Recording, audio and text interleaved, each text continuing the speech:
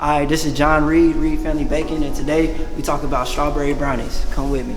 And we're gonna cheat a little bit. Normally I make everything from scratch, but I don't feel like making this strawberry cake from scratch, so we're gonna use the box mix. We got our oil, a little vanilla, a little bit of salt, water, eggs, and powdered sugar.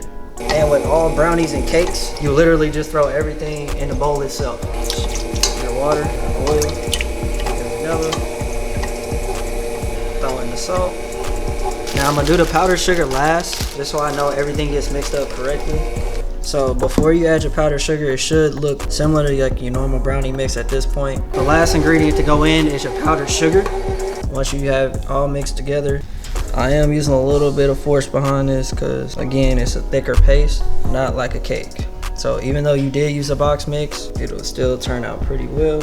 And you just throw it in the pan. Now I did lay down wax paper, so that way it doesn't stick to my pan.